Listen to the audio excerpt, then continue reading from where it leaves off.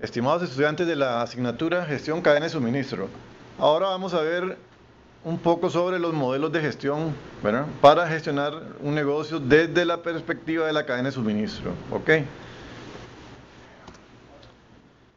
Básicamente el primer modelo que vemos se llama modelo la estructura, donde tenemos tres pilares importantes que son procesos de negocio de la cadena de suministro, ¿verdad? Veremos que hay 8 procesos claves a ser gestionados.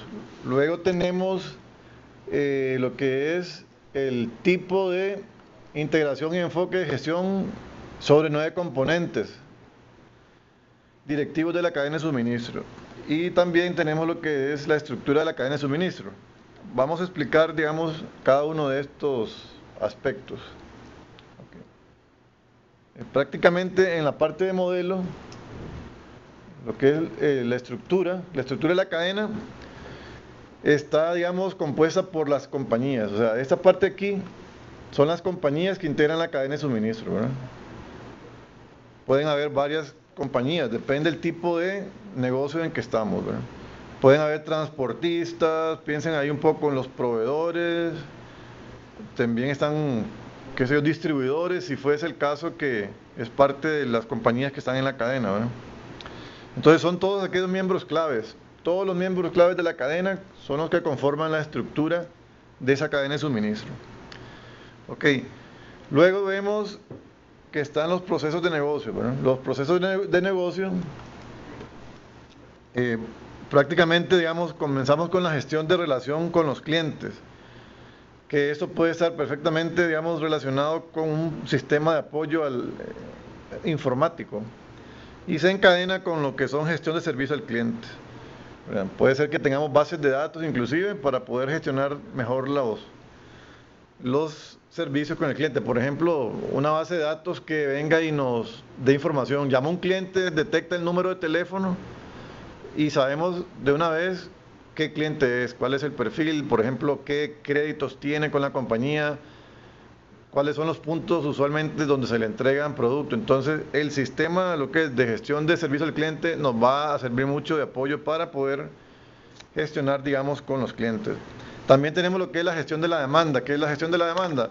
Bueno, básicamente es cómo se manejan todas las entregas, o sea, cómo vienen los pedidos, todo lo que administra, digamos, la parte de recepción de pedidos de los clientes y también contraventas históricas. ¿Para qué? Para poder proyectar, para poder hacer estimaciones. ¿Por qué? Porque en la cadena, acordémonos que hay varios eslabones. Entonces, nosotros proyectamos ventas, hacemos estudio, análisis de los históricos para poder, digamos, garantizar un buen plan de ¿qué? Un buen plan de producción para abastecer el mercado con eso. O también para poder abastecernos de materias primas para que se procesen los distintos materiales y poder obtener el producto terminado en tiempo para poder abastecer el mercado. Todo esto, digamos, se maneja desde la gestión de la demanda, o sea, la parte de adelante que está con los clientes. También tenemos la atención de pedidos, que es otro proceso importante de aquí de los negocios, ¿verdad?, en la cadena de suministro.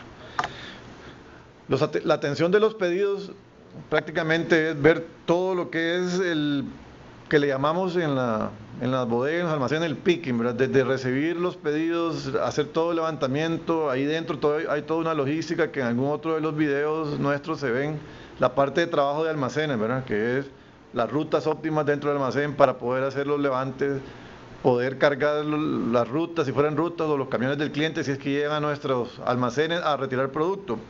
Toda esa parte de aquí es lo que se ve en la atención de los pedidos, que es un proceso importante, porque se tienen que dar indicadores, a ver qué tanto estamos atendiendo, si tenemos suficientes, digamos, productos para despachar. Viene una orden, digamos, de 40 ítems de un supermercado, de tantas cantidades cada ítem. Entonces, ¿qué pasa? Tenemos que llevar seguimiento de que podamos despachar de esos 40 ítems el 100%, ¿verdad?, para poder tener, digamos, una atención al 100%, un nivel de servicio. Además de eso, el tiempo de entrega en la fecha que ellos lo requieren o lo que se ha establecido, y en el lugar oportuno, ¿verdad?, en el lugar también adecuado, porque hay pedidos que vienen para despachar hacia un súper o hacia un almacén, qué sé yo. Entonces, también tiene que ver con lugar, cantidad, tiempo de entrega, en la parte de lo que es la atención de los pedidos. Otro proceso importante, ¿verdad?, Decíamos que van 8 procesos, aquí van apenas 1, 2, 3, 4. Y el otro sería la parte de gestión de manufactura, ¿verdad? La parte de gestión de manufactura, se gestiona el flujo de manufactura en la línea de producción. Entonces todo esto veamos que lleva una secuencia, ¿verdad? Lo que se trabaja en manufactura va a ser, depende el esquema que estemos trabajando, si es contra almacén o es contra despacho directo, ¿verdad?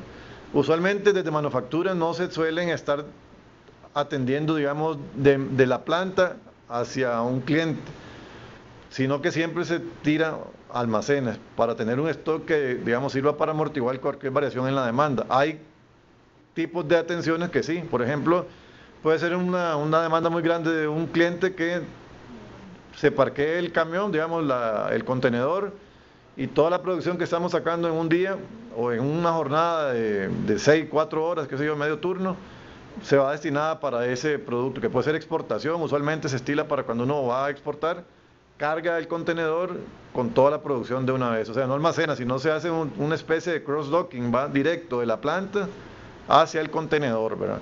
Entonces son aspectos de gestión del flujo de manufactura que también es otro proceso importante aquí. El otro tema es la relación con los proveedores, pero es otro proceso de negocios de la cadena de suministro.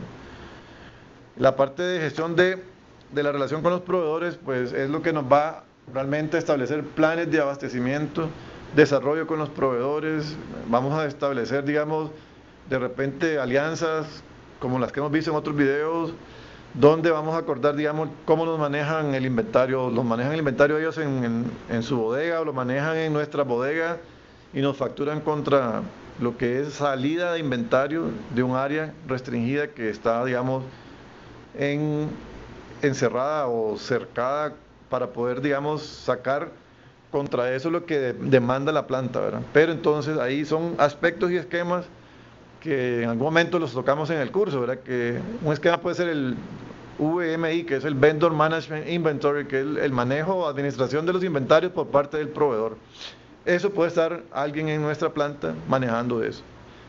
Para decir un ejemplo, en una de estas compañías que imprimen, ¿verdad? Materiales, qué sé yo, para empacar galletas, para empacar cualquier producto de consumo masivo, tienen el proceso de producción y requieren hacer, digamos, una combinación de pintura y todo esto. Entonces, ¿qué pasa? Ellos tienen aquí una persona del proveedor en la planta quien nos prepara las pinturas que requerimos para el proceso de producción que vamos a tirar. Obviamente, horas antes, la persona prepara la pintura y entonces nos abastece el proceso en la línea y él nada más lleva los inventarios de cuánto tuvo que abastecer en la línea de producción de una vez. O sea, es una persona empleada del proveedor que está en nuestras instalaciones y además maneja el inventario, él sabe cuánto ocupó de cada materia prima, de cada pintura para hacer las combinaciones y poder, digamos, entregar el color que se requiere. Ok, entonces ese puede ser un tipo de esquema que se negocie. Todo eso es parte de lo que se gestiona en la parte de relación con proveedores, o sea, son acuerdos que se hacen en la forma de trabajar, ¿verdad? Lo que más le acomode con el cliente, si es que estamos comprando, digamos, algún producto con muchos, digamos, requerimientos de calidad, también hay que programar pruebas con antelación suficiente para cuando se llegue el día en que se va a utilizar, nuestro proceso no se detenga. Cosas similares puede pasar con los servicios, ¿verdad? En la parte de servicio que estamos dando a un determinado cliente, podríamos implementar esquemas parecidos, pero hay que analizar obviamente el momento y cómo se adaptan estos conceptos a la parte de servicio. Otro aspecto del desarrollo de productos y comercialización. Aquí tiene que haber toda una integración, ¿no? En algún momento vamos a ver esos esquemas donde se integra en la cadena varios eslabones. Entonces, ese tema, por ejemplo, obliga a trabajar de manera integral. Vean, por ejemplo, el lanzamiento, experiencia que he tenido del lanzamiento de una tal Fanta Bambucha que hubo hace años atrás. Para esto hubo, obviamente, previo un desarrollo de concentrados del sabor para ese producto. Igualmente, digamos, hay una coordinación para poder llenar el canal. Entonces hay que estimar proyecciones, cuánto se requiere para llenar el canal y coordinar esto con el lanzamiento que hace todo el área comercial en la parte de materiales de publicidad, lo que es televisión, lo que son los medios de comunicación, para cuando se hace el lanzamiento esté el producto en el mercado. Eso implica hacia atrás en la cadena de suministro haberse preparado con los materiales, los empaques, las etiquetas, haber planificado la producción para poder llenar, digamos, lo que se requiere, ¿verdad? Básicamente ese sería la otra parte que tiene que ver con desarrollo de producto y comercialización, donde es muy importante lo que le llaman el lanzamiento al mercado. O sea, eso requiere, digamos, toda una coordinación, una integración de procesos a lo largo de la cadena, ¿verdad? Todos los involucrados, desde lo que es abastecimiento de materia prima, con los proveedores, con la gente en planta, con los camiones, lo que es bodega para sacar el producto en tiempo, ¿verdad? Y además estar listo para lo que es llenar el canal y el reabastecimiento, porque digamos, si el producto pega, fue una sensación, de una vez la gente va a comenzar a jalar el producto, a comentar aspectos de que les gustó, de qué buen sabor, qué sé yo, depende del producto que sea. Y hay que llenar el canal otra vez, entonces hay que tener suficiente materia prima para reaccionar ante eso. Entonces aquí, digamos, como ven, estos procesos de negocio no son aislados, porque aquí podríamos entrar en el proceso anterior, que les decía que era la gestión de la relación con los proveedores. Obviamente para un lanzamiento de este tipo hay que acordar con los proveedores ciertas condiciones, ¿verdad? Con los inventarios, un compromiso que se les va a comprar de tal manera que lo tengamos disponible en el momento que se requieran y ellos, digamos, tengan la confianza de que lo van a producir, porque no sabemos cómo va a funcionar el producto. Puede ser que el producto fracasó, no se llenó las expectativas y sucede que no se cumple el pronóstico de venta. Entonces, hacia atrás, ¿qué pasa? Esa materia prima de repente, que es muy específica, por ejemplo, etiquetas, puede ser, o unas tapas, las charolas, ¿verdad? Puede ser de que no las podemos usar en otro producto.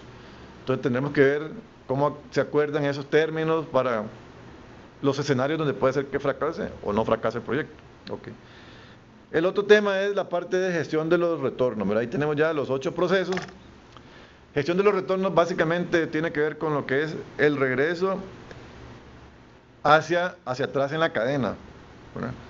¿Qué implica esto? Bueno, básicamente, por ejemplo, si vamos a tener que regresar materiales o si el mercado, digamos, por la legislación nos exige retirar cierto tipo de material, entonces tenemos que gestionar todo eso. Entonces son parte de los procesos que se gestionan en este modelo. Luego vemos la parte de los componentes directivos. ¿Qué son los componentes directivos? Bueno, prácticamente, ¿verdad?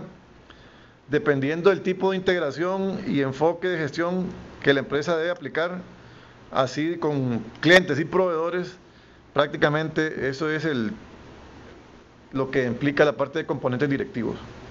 Ok, aquí tenemos 9 componentes, ¿verdad? Vamos a ir marcando aquí 9 componentes. El primero tiene que ver con la planificación y control de las operaciones, ¿verdad? Que prácticamente esto que nos va a dar, nos va a dar el norte, nos va a dar la ruta hacia donde quiere la empresa desplazarse, o sea, por dónde va, digamos, la empresa avanzando. Todo es la planificación y control en cualquier parte de las operaciones que se van a realizar. Tenemos la parte de estructura de trabajo, que sería otro componente, ¿verdad? Que es cómo se van a realizar las tareas y las actividades en la empresa. Eso, por ejemplo, retomando un poco el ejemplo anterior, tenemos que, cuando vamos a lanzar un producto nuevo, hay toda una serie de procedimientos nuevos, ¿verdad? Algo nuevo que se van a hacer en los procesos, las tareas cómo se van a realizar, digamos, el lanzamiento del producto también. Pero a lo interno también de la fábrica se tienen que acordar una serie de aspectos, ¿verdad? Entonces la estructura del trabajo es todo esto, cómo se van a realizar tareas y otras cosas. La estructura organizativa, ¿verdad? Es otro componente importante de la cadena de suministro, que prácticamente nos va a dar el nivel de integración de los procesos a lo largo de la cadena de suministro. Bueno, puede que inclusive hayan equipos de trabajo de distintas áreas con los cuales se tiene que trabajar. Ok, entonces, acorde al nivel de integración de esos procesos, así va a ser la estructura organizativa. Pues puede ser que uno sean trabajos multidisciplinarios de equipos de trabajo, ¿verdad? De varias partes dentro de la compañía, perdón. O también puede ser que hayan varias empresas que estén metidas en el mismo proyecto. Entonces,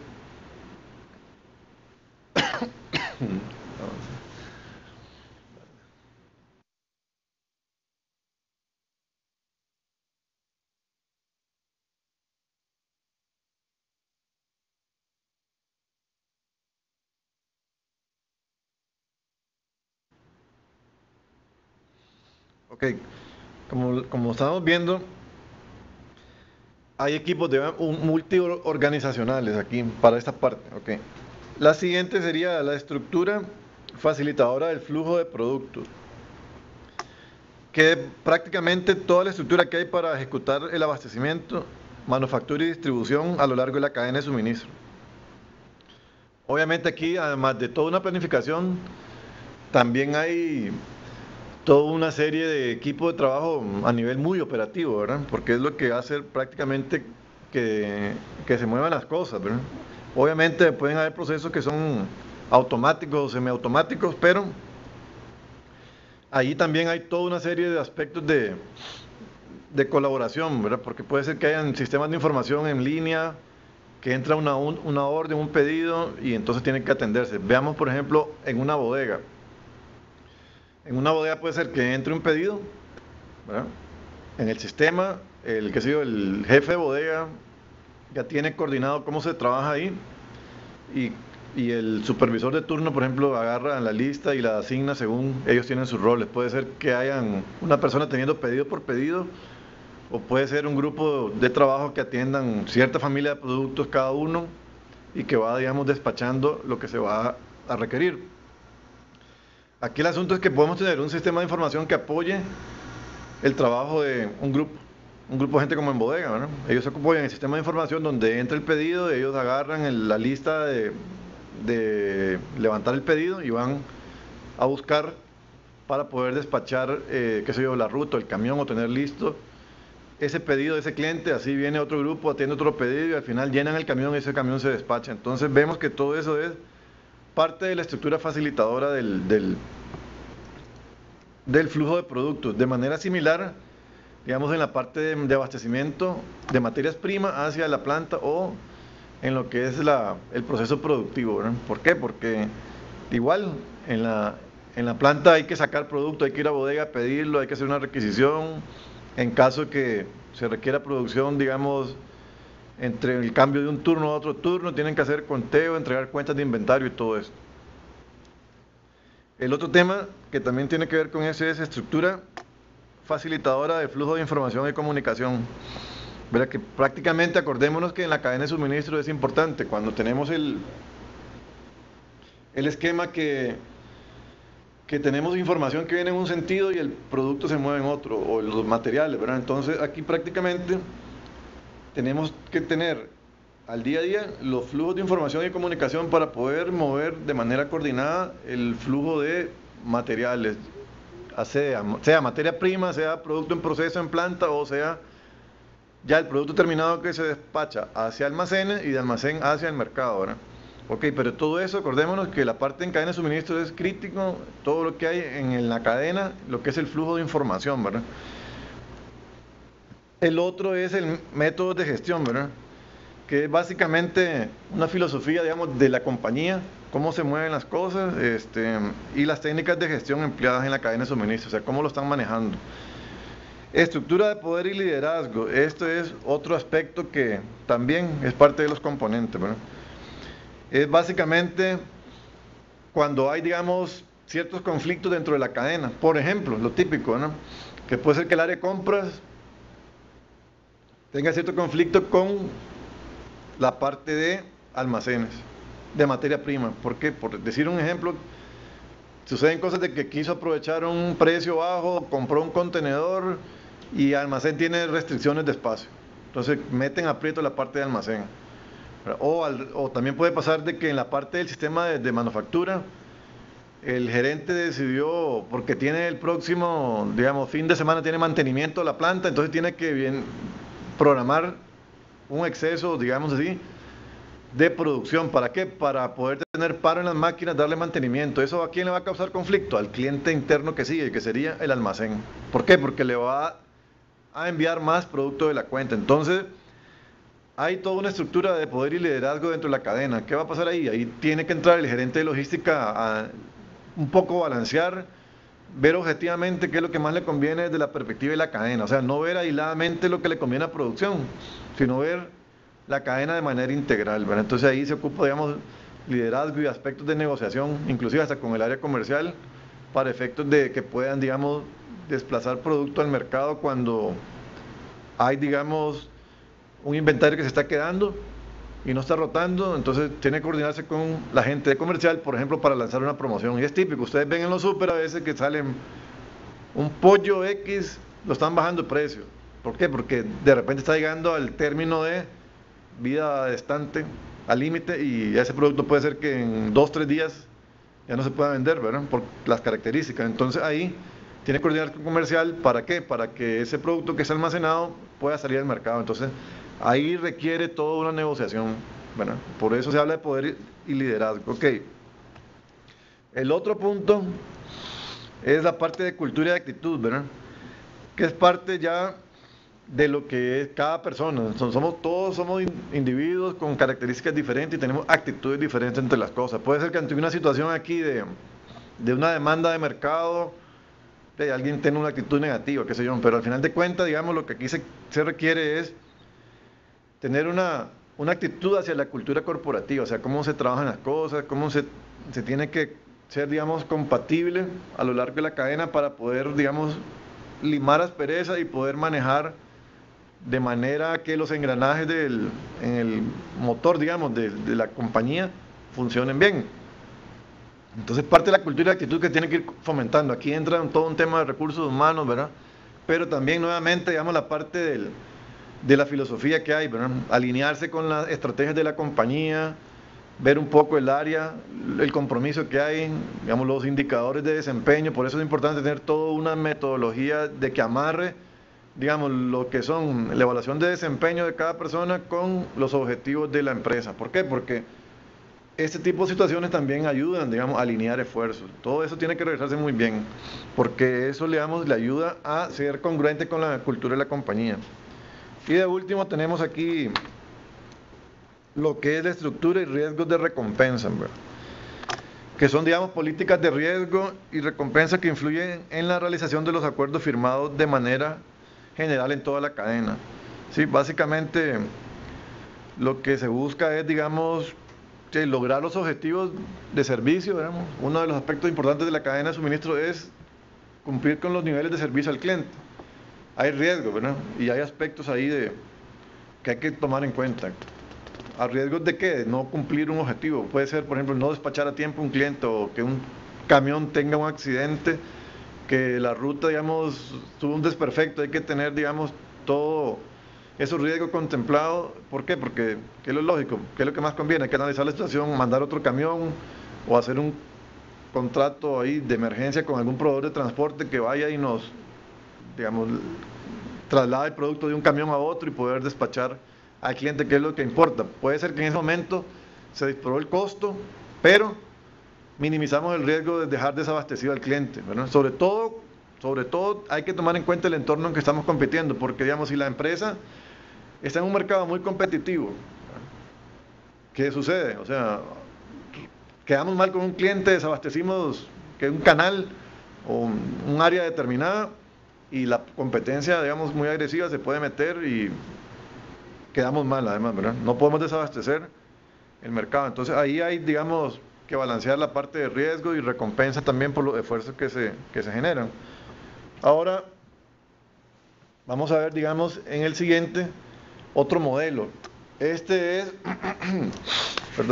el modelo conocido como SCOR, SCOR. ¿Qué quiere decir? Siglas en inglés: Supply Chain Operation Replenishment, que es básicamente reabastecimiento en la cadena de suministro, ¿verdad? Aquí podemos ver que hay distintos procesos. Digamos, tenemos lo que es la planificar la cadena de suministro. ¿Qué implica planificar la cadena de suministro? Pues planificar desde el abastecimiento de materias primas, la producción, las entregas y los retornos. Vean que son modelos diferentes, todos para gestionar la cadena de suministro. Entonces vamos a ver que se repiten aspectos, ¿verdad? Por ejemplo, la parte de retorno la tocamos en el anterior modelo. Aquí también se toca, o sea, es parte de la naturaleza y la realidad de los negocios hoy día. Entonces aquí la parte de de planificar el abastecimiento, prácticamente, ¿qué implica eso? Implica, digamos, ver con los proveedores los planes, qué sé yo, anuales, semestrales, mensuales, semanales, de lo que es el abastecimiento de los materiales, ¿verdad? Ok, entonces esto implica también mucho manejo de información, ¿verdad? ¿Por qué? Porque va, digamos, demandando información a lo largo de distintas partes de la cadena. Ahora, ¿qué implica esto? Implica, inclusive, prepararse para recibir, por ejemplo, todo lo que es el abastecimiento de una materia prima, de un material de empaque, ver las horas de atención. ¿Por qué? Porque tenemos un recurso limitado, ¿verdad? Por ejemplo, en una bodega tenemos distintos subprocesos. Por ejemplo, tenemos recepción, tenemos inspección y tenemos almacenaje de los materiales. ¿Qué implica ello? A ver, ¿a qué hora programamos que lleguen los camiones? ¿Verdad? ¿A qué hora? Porque si ponemos que los proveedores lleguen a la hora que les dé la gana, podemos tener el problema de que llegan 5 camiones a las 7 de la mañana. No nos sirve. Entonces, la ideal sería, por ejemplo, imagínense un supermercado, ¿cuántos SKUs tiene? ¿Cómo planifican ellos? Ellos ponen horarios, ponen de tal hora a tal hora recibimos la leche, de tal hora a tal hora los proveedores de carne, de tal hora a tal hora, y así. Ahora, hay, digamos, aspectos que tomar en cuenta, como es la cadena. Por ejemplo, si tenemos en todo el país, tenemos que de repente negociar con un proveedor, mire, entréguenos en bodega central tales y tales productos, pero los otros productos los entrega directamente en los sitios, en las sucursales, por decir un ejemplo, ¿verdad? Puede ser que un supermercado decida recibir ciertos productos en su bodega central y los perecederos, podría ser un manejo, ¿verdad? Los perecederos como leche, vegetales y carne, los entregan directamente en los supermercados. Sin embargo, otros que pueden ser contenedores completos de, por decir un producto, cornflakes o cereales, o puede ser un producto que tenga mayor vida útil, ¿verdad? Entonces eso lo recibimos en bodega central. Y de ahí nosotros con nuestra ruta y nuestras flotas despachamos de bodega central a los supermercados. Ese podría ser un esquema de trabajo. Entonces aquí vemos que todo eso hay que planificarlo, ¿verdad? Entonces la recepción de materiales. Luego, la parte de inspección. Imagínense un camión que estamos recibiendo y hay que hacer todo un muestreo, obviamente. Ahí aplica una serie de técnicas como la que hemos visto en algunas asignaturas de nosotros, como por ejemplo técnicas básicas de control de calidad, donde se hacen muestreo, aceptación de lotes, ahí ustedes van a aplicar. Eso que aprendieron en esa asignatura, lo aplican en la parte de inspección. Igual, digamos, con la parte de lo que es almacenaje. Tenemos que planificar también nuestro personal y programar. Por ejemplo, si tal día tenemos recepción de proveedores, puede ser que nosotros manejemos un personal en bodega, por ejemplo, 2 personas, 3 personas fijos. Pero entonces hay momentos picos en los que recibimos, por ejemplo, cerca del fin de semana, siguiendo con el ejemplo del súper, viene la compra grande, un pico de compra en los súper. Entonces, ¿qué va a pasar? El viernes en la noche o el sábado en la madrugada, qué sé yo, tenemos que tener programado personal adicional que nos venga a atender todo lo que es el almacenaje y la recepción con proveedores. Y la parte de almacenaje también, porque nosotros recibimos de los proveedores materia prima o producto terminado, si es un súper, y lo tenemos que colocar, ¿verdad? Tenemos que ubicarlos en estantes, desocupar estantes y pasar a lo que son, digo, estantes de materia en el almacén, y de ahí sacar hacia góndolas, que es en la parte donde los clientes compren. Entonces tiene que haber personal extra de repente trabajando. Entonces eso hay que planificarlo, ¿verdad? Tener, ya sea contratada gente en horas pico, en demanda pico. Entonces todo eso es parte de la planificación que vemos aquí, en planificar el abastecimiento, ¿verdad? De manera similar, digamos, la parte de producción, donde nosotros vamos a tener que lidiar con prioridades de qué es lo que se va a abastecer, ¿verdad? Qué es lo que se va a producir. Hay que revisar igual, ¿verdad? qué materias primas tenemos, qué nos demandan los clientes para poder planificar la producción. Obviamente hay toda una planificación, digamos, del plan mensual, el plan maestro, que lo vamos bajando, ¿verdad? En la parte de producción, igual que materia prima o entregas, hay todo un plan anual, ¿verdad? Entonces, ¿por qué? Porque necesitamos tener en el horizonte previsto qué vamos a requerir. Por ejemplo, aquí hay análisis, hay planificaciones en el mediano, corto, largo plazo, porque por ejemplo, si de repente estamos queriendo llegar a un mercado nuevo, exportar o lo que sea, posiblemente la capacidad de producción nuestra hoy es 90% y dentro de 2 años, con esos planes de exportación, vamos a requerir tal vez un 30% más de capacidad. Entonces, en nuestros planes estaría adquirir una nueva máquina. Entonces tenemos que ir viendo en el horizonte a largo plazo, a mediano plazo también y a corto plazo. ¿Por qué? Porque depende de la naturaleza del negocio, puede ser de que día a día tenemos que estar revisando los cumplimientos de la parte de producción. ¿Para qué? Para tener los inventarios, los niveles de inventario en bodega, el máximo, el mínimo, para poder abastecer de manera oportuna el mercado. Entonces, vemos que la parte de producir, ¿verdad?, muy importante la planificación. ¿Para qué? Para poder tener recursos humanos en tiempo, las máquinas trabajando de la manera más eficiente posible, inclusive planificar los mantenimientos, ¿verdad? No vamos a ir a hacer un paro a media época pico de producción, ¿verdad? ¿Qué es lo que tenemos que hacer?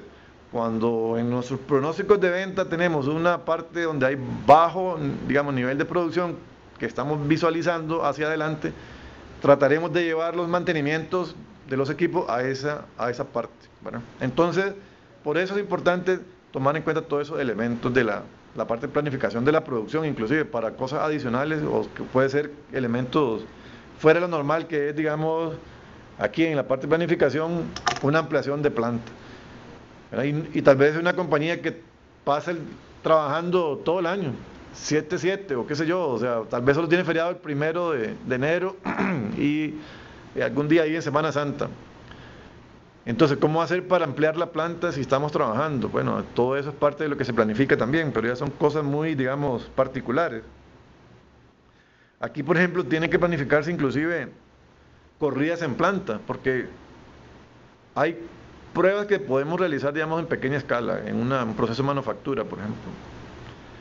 Y de repente vamos a cambiar, qué sé yo, vamos a cambiar una formulación en un producto, o vamos a cambiar el material de empaque y necesitamos correr la prueba en grande, ¿verdad? O sea, hay una prueba que podemos realizar en pequeño y ajustes, pero después viene una corrida masiva para ver que los materiales funcionen bien, que el cambio de formulación está teniendo éxito, porque son cosas que se hacen el día a día en una planta. ¿Para qué?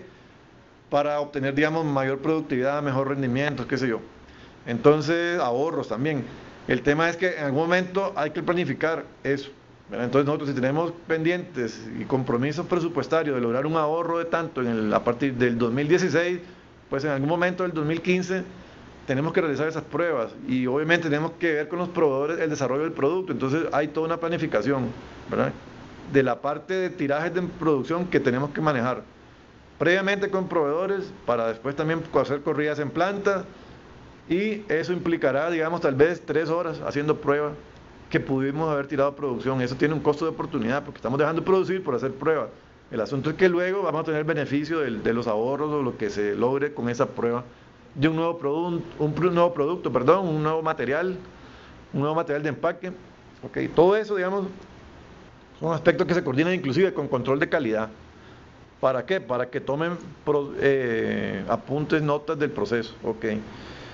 Luego está la parte de planificar las entregas, ¿verdad? Que esto tiene que ver, que son aspectos que van ya fuera de la empresa. O sea, aquí se requiere ya una coordinación con la parte del mercado, con los clientes. ¿Por qué? Aquí, digamos, prácticamente tenemos que involucrar almacenes de producto terminado, tenemos involucrado la parte de gestión de la demanda, donde ocupamos, digamos, afinar el lápiz con los pronósticos, la parte de repente de crediticia, ¿verdad? Porque puede ser que algunos clientes requieran cierta cantidad de crédito, que sea, condiciones de crédito que también el área, bueno, eso ya se sale un poco del área de logística, pero sí tenemos que coordinar con el área comercial porque maneja esa característica de los clientes. ¿Qué le corresponde, por ejemplo, en entregas a logística? La parte de distribución le corresponde entregar el producto. ¿A quién se lo entregan? Obviamente a los que hicieron el pedido, pero entonces ahí entra la parte de comercial, ventas. Ellos no deberían facturar si algún cliente tiene un tema de crédito pendiente, porque no le toca la parte logística, ¿me explico? Entonces, a logística le toca desde que recibe el pedido del cliente, que lo autorizó previamente en mercadeo. ¿Qué es lo que pasa? En los sistemas cuando están automatizados, si tiene pendiente un determinado pago de facturas a un cliente, el sistema debería, digamos, bloquear al cliente, no puede hacer pedido. Y eso le evita, digamos, problemas de descoordinación con el área logística. Entonces, aquí, en la parte de entregas, tiene que estar, digamos, coordinado toda esa parte. Si el sistema no es automatizado, pues de alguna manera tiene que poderse realizar ese proceso de revisión. Aunque no sea automatizado, de alguna manera tiene que entrar entonces la factura de solo a aquellos clientes los que se les va a despachar. Ok, pero aquí también es un tema de que hay que gestionar y coordinar los almacenes. Si tenemos nosotros, por ejemplo, en nuestra empresa, si tenemos la parte de flota vehicular, la parte de transporte, si la tenemos subcontratada, digamos que no tenemos nosotros flota de transporte, ¿verdad? Imagínense eso. ¿Qué sucede? Tendríamos que coordinar con el transportista que nos da el servicio de poder atender toda la demanda que tenemos nosotros prevista. Entonces también hay que planificarlo, ¿verdad? También hay que planificar la parte de transporte cuando son subcontratadas o con nosotros mismos también. El mismo tema de las máquinas de producción. Se requiere mantenimiento, si son nuestras la flota, se requiere dar mantenimiento, se requiere programar ese mantenimiento fuera de las horas en que se está haciendo, digamos, requiriendo mucha demanda de nuestros equipos de transporte. Y si fuera con el proveedor que nos da el servicio de transporte, es un tema, digamos, que lo maneja el proveedor. Nosotros solo requerimos de que venga y cargue nuestros productos en sus camiones y los despache al cliente. Pero, ¿qué pasa si hay una demanda de producto adicional? Todo eso se planifica. ¿Por qué? Porque también el proveedor requiere saber que nos va a poner un equipo adicional, ¿verdad? Si no, no nos va a llegar el equipo y no vamos a poder cargarlo. Ok, son aspectos muy lógicos, pero que en el día a día de los negocios, si alguien no los planifica, pues entonces van a suceder cosas, ¿verdad? Cosas que no queremos que sucedan. Ok, el otro tema es aquí la parte de planificar los retornos, ¿verdad? Eso es todo un sentido inverso al flujo de los otros 4 procesos. Aquí vimos toda una serie de procesos que se planifican y van en un sentido, qué sé yo, digamos, que van avanzando del proveedor hacia el cliente. Aquí prácticamente es ver el avance del cliente hacia atrás. Bueno, un ejemplo del día a día en compañías como los que distribuyen bebidas, ¿verdad? Llámese cervecería, llámese cualquiera, que ocupan envases retornables. Entonces, eso es del día a día. O sea, el flujo con que vienen los envases de regreso a la compañía, igual hay que planificarlo.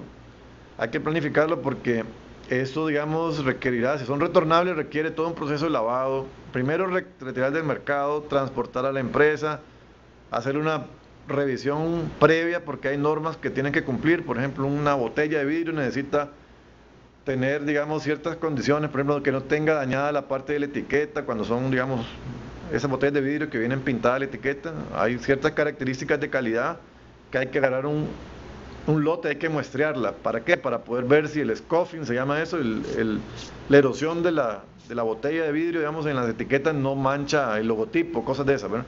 O igual, digamos, si el vidrio en otras partes ya está demasiado dañado, que tiene mal aspecto, o sea, ese aspecto de presencia, ¿verdad? Porque es parte de la presentación del producto, ¿ok?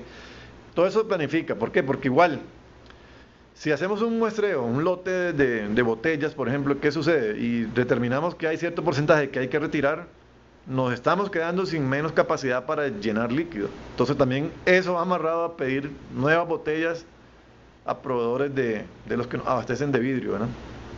Ok, el tema aquí es que igual hay que meter a procesos de lavado, limpieza y que cumpla las normas de higiene y sanidad para poder volver a llenar de producto esos envases de botellas de vidrio, ¿verdad? Entonces todo eso, digamos, como ejemplo, es parte del día a día que se vive en las empresas que manejan retorno de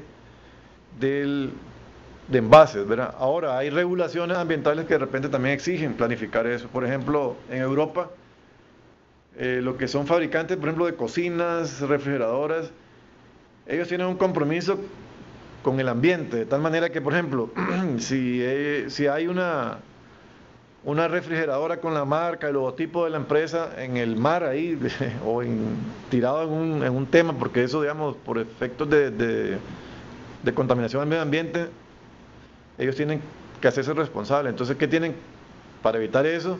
De ir a retirarlo con más cosas, ¿qué tienen que hacer? Tienen que planificar algún tipo de campaña. Puede ser, por ejemplo, le recibimos su refri vieja y le damos un bonito, un cupón adicional por la compra de la nueva refri cuando nos trae usted la refri vieja. Por ejemplo, aquí en Costa Rica ya hay una ley que establece que cuando usted va a cambiar las llantas de su vehículo, tienen obligación de recibir las llantas. Y hay otra nueva que se supone que comenzó a funcionar desde ahora, en enero de este año, que son los colchones. Si usted compra una cama, el que le vende está en la obligación de recibir el colchón viejo. Ahora, ya eso no es problema suyo, digamos, ¿qué van a hacer ellos con el colchón? Ellos tienen que tener planificado qué hacen con eso. Posiblemente tengan que todo un proceso de desarmar y ver qué recuperan, el hierro, venderlo, no sé. Pero es un tema ya que tiene que planificarse y esa es parte de lo que está aquí, ¿verdad? En esta parte que dice planificación del retorno. Ok, entonces, prácticamente, digamos, con esto vemos lo que son estos procesos que van, digamos, hacia el cliente y el cliente de regreso, que es la parte de los retornos.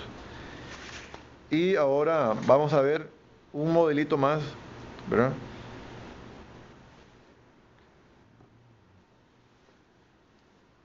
Time ahí.